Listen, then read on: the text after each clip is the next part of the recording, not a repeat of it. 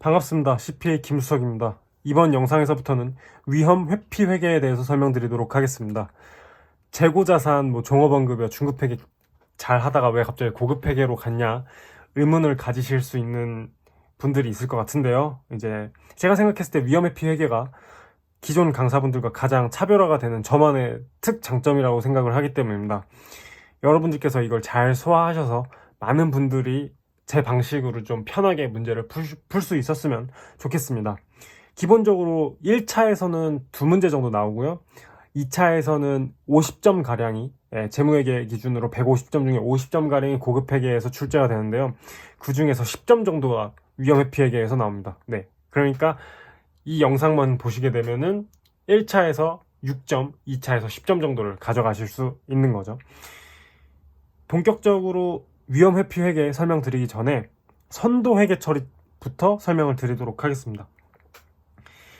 네, X1년 10월 1일에 6개월짜리 선도 계약을 체결해요. 그리고 선도 매입 계약이고요. 문제에서 이렇게 현물 환율 그리고 선도 환율을 제시를 해줄 겁니다. X2년 3월 31일이 만기인데요. 이때는 선도 환율이 제시가 되어 있지 않아요. 왜 그럴까요? 출제자가 빠뜨렸을까요? 아니에요. 선도 환율이 만기에는 현물 환율과 같기 때문이에요. 그래서 X2년 3월 31일에 선도 환율은 문제에서 제시를 해주지 않더라도 1,050원인 거죠. 네, 이거 꼭 주의를 해주시고요. 자, 그리고 문제에서 선도 매입 계약이에요. 선도 매입 계약. 자, 그러면은 선도 매입자는 선도 환율이 오르는 게 유리할까요? 떨어지는 게 유리할까요? 환율이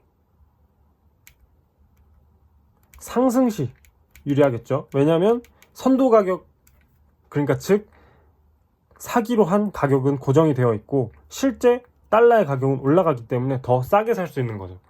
반대로 선도 매도자는 환율 하락 시 유리하겠죠. 네, 이걸 기본적으로 깔고 가주세요. 네, 이제 회계 처리를 구체적으로 해보겠습니다. X1년 10월 1일. 네, 이때 회계 처리 결과적으로 없어요. 회계 처리 없음. 왜냐하면 이때 선도의 공정가치는 0원이기 때문이에요. 그래서 현금이 들락날락하지 않고요. 자산이나 부채가 잡히지 않아요. 네, 그래서 선도 계약일에는 회계 처리가 없다는 거, 이 점 꼭 주의해 주세요. 뭘 이렇게 찾아서 하려고 하시는데 그냥 없는 거예요. 그리고 이제 매년 말 그리고 만기 때 회계 처리가 들어갑니다. 일반적으로 위험회피 회계는 환율을 딱 이렇게 줘요. 계약 체결일 그리고 이제 기말 그 다음에 만기 딱 요 3개 일자의 회계 처리만 해주시면은 끝납니다. 위험회피 회계는요. 네, 그래서 기말 평가를 할 겁니다. 기말에 이제 선도 계약의 가치가 생길 거예요. 환율이 변동하니까요. 네, 그래서 1,060원에 샀는데 1,090원이래요. 그러면은 환율 상승 시 유리하죠. 30원만큼 유리해요. 30원에다가 100불이 계약 규모죠. 그래서 3,000원을 이득을 잡습니다. 3,000원. 선도 계약. 그리고 평가 이익을 잡는데요. 평가 이익은 무조건 PL. 손실이든 이득이든 무조건 PL, 단기 손익으로 들어갑니다. 네, 그리고 X 2년 3월 30일 만기예요. 이때 선도 가격은 1,050원, 현물 가격과 같다고 말씀드렸죠. 40원이 떨어져요. 선도 매입자는 환율이 하락하면 불리해요. 그래서 40 곱하기 100원, 그래서 4,000원만큼 손실을 보게 됩니다. PL, 그 다음에 선도 계약. 이제 기본서 같은 거 보시게 되면 선도 계약 자산, 선도 계약 자산 다 까고 선도 계약 부채 이렇게 잡는데요. 굳이 그렇게 하실 필요 없어요. 그냥 선도 계약 이렇게 쓰시면 차변 잔액이면 자산, 대변 잔액이면 부채, 그냥 이렇게 하고 여기다가 3,000원, 여기다가 마이너스 1,000원, 이런 식으로만 쓰셔도 충분합니다. 근데 그렇게 해서 이제 만기에 정산을 해야겠죠. 그럼 선도계약 부채가 1,000원이 달려있으니까 선도계약을 빼면서 1,000원을 지급하는 형태로 선도계약이 실현이 됩니다. 네. 주의하실 것, 계약일에 회계처리 없다는 거, 그리고 기말에 평가를 하는데 계약 규모를 반드시 곱해 주셔야 돼요. 여기 30원, 30원 이렇게 구하시면 안 돼요. 2차 같은 경우는 고르는 게 없기 때문에 이 규모를 안 곱해서 실수를 할 수가 있어요. 뭐 자본 같은 경우는 이제 주식 수를 안 곱한다든지 뭐 그런 것들, 개수를 반드시 곱해 주셔야 된다는 거. 그리고 손익은 다 PL로 간다는 거. 그렇게 해서 만기 때도 똑같이 평가를 해주세요. 네. 그리고 남은 금액만큼 반대로 제고해 주시면서 현금으로, 네, 이렇게 선도 회계처리를 해주시면 좋겠습니다. 네, 그 다음은 외환 채권이 있는 경우. 네, 이거는 지금 선도 계약만 한 거고요. 그래서 이걸 제가 투기 거래로 표현을 했는데요. 이제 선도 계약만 하는 게 아니라 원래 화폐성 외환 채권이나 채무가 있는 경우입니다.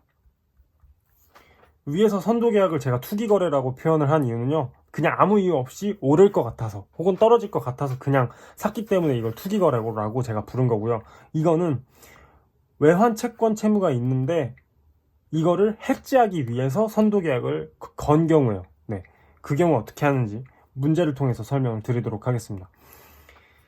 기본적으로 화폐성 채권 같은 경우, 채권 채무 같은 경우는 매 시점별로 현물 환율로 평가를 해주셔야 됩니다.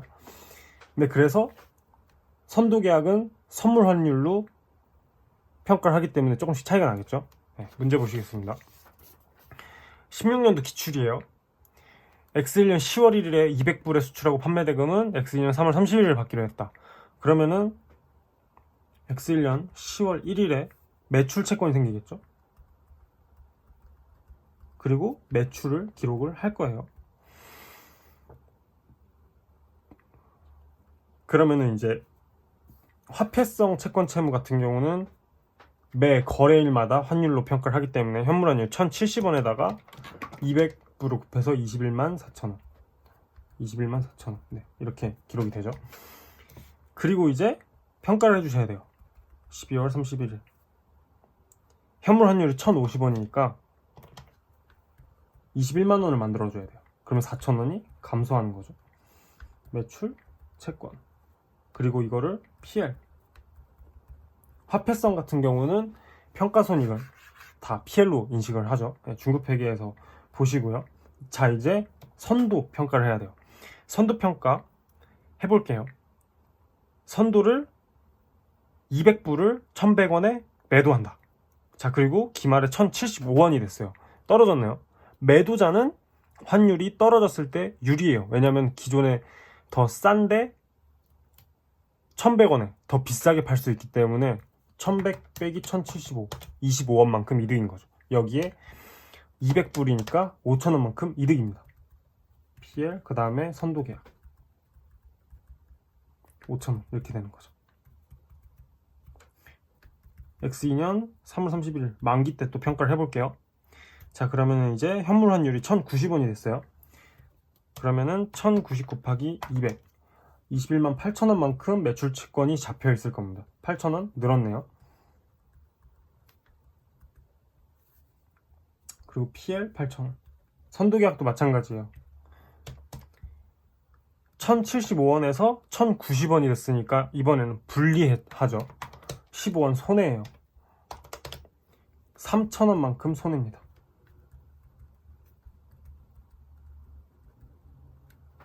선도계약, 그 다음에 PL. 네, 그렇게 하면은 상계하면 2천원이 남고요. 선도계약 2천원을 제거하면서 현금 2천원을 받겠죠.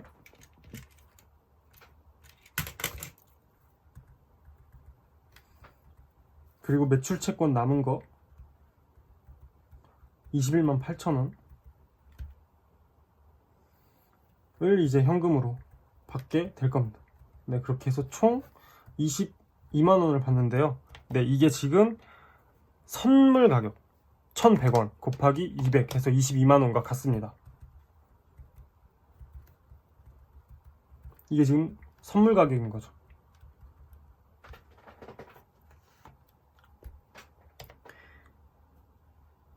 계약 체결일 날 선물을 계약을 함으로써 만기의 현금 수령액을 확정을 해놓은 거예요. 네. 그렇게 해서 현물 환율이 어떻게 바뀌든 총 받는 금액은 22만 원입니다. 네. 회계 처리는 이런 식으로 하게 되는데요. PL에 미치는 영향, X2년도 PL에 미치는 영향 물어봤으니까 이렇게 해서 5,000원 이익이 됩니다. 그렇게 해서 답은 1번인데요. 네, 이거 답을 구하려고 푼 건 아니고요. 이걸 이제 어떻게 표현하는지 설명을 드릴게요. 앞서 보시게 되면은 현물 환율 그리고 선도 환율이 있어요. 그리고 현물 환율을 일자별로 다 써주세요. 10월 1일, 12월 31일, 3월 31일 1070원, 1050원, 1090원, 1100원, 1075원, 1090원. 네. 선도 환율, 현물 환율입니다. 여기서 이제 부호를 잘 보셔야 돼요. 이게 지금 이익이 나는 상황인지 손해가 나는 상황인지. 선도 같은 경우 매도예요. 매도. 그러면은 가격이 떨어지면 이득이에요, 손해예요? 이득이죠. 1075원짜리를 1100원에 팔 수 있으니까. 내가 지금 25원만큼 이득 보는 상황이에요. 그래서 선도를 매도할 때는 얘를 다 음수로 씌워줍니다. 김기동 선생님 같은 경우에 제가 알기로 여기는 양수, 여기는 음수 그렇게 해서 뿔, 마 반대로 선도 매입일 때는 마, 뿔 뭐 이렇게 이런 식으로 쓰시는 걸로 알고 있는데 제가 생각했을 때 이게 훨씬 더 이해하기 편하고 부호전은 없고 그래서 더 적용하시기 좋을 거예요. 그냥 선도 매도면 다 음수. 그렇게 해서 여기서 여기로 갈 때 플러스 25 하면은 마이너스 1075가 나오죠. 자, 그래서 여기서 여기로 갈 때 마이너스 15 하면 마이너스 1090이 나오죠. 네, 이게 훨씬 더 직관적입니다. 현물 같은 경우 마이너스 20 손해 나요. 그 다음에 여기서 플러스 40. 네. 근데 현물도 PL, 선도도 PL이기 때문에 다 상계가 가능해요. 그래서 결과적으로 단기손익에 미친 영향 25원, 여기서는 플러스 5원이죠. 네. 여기에다가 투자 규모 200불. 그렇게 해서 5,000원. 네. 이 문제는 이제 이렇게 푸시면 훨씬 더 빠르게 풀 수가 있습니다. 본격적으로 위험 회피 회계를 하기 전에 이제 외환 채권 선도 회계 처리를 했는데요. 얘 같은 경우는 위험 회피 회계를 적용하나 안 하나 실익이 없어요. 왜냐하면 얘도 어차피 PL로 인식을 하고 얘도 어차피 PL로 인식을 하기 때문에 이미 해지가 돼요. 이미 상계가 되기 때문에 위험 회피 회계라는 것은 하나는 PL로 인식하고 하나는 뭐 평가 이익을 인식 안 할 때 뭐 얘를 똑같이 PL로 인식을 해준다든지 아니면 PL로 인식하고 OCI로 인식할 때 뭐 얘를 또 PL로 바꿔준다든지 뭐 그런 식으로 해서 다른 걸 같게 해주는 건데 얘는 이미 같아요. 그래서 위험 회피 회계를 적용하나 하지 않으나 실익이 없습니다. 네. 기본적인 선도 회계 처리 보시고요. 그 다음에 이렇게 숫자 뽑아내는 거 보신 다음에 이제 구체적으로 현금 흐름 위험 회피 그리고 공정가치 위험 회피 회계에 대해서 다음 영상에서 설명드리도록 하겠습니다. 감사합니다.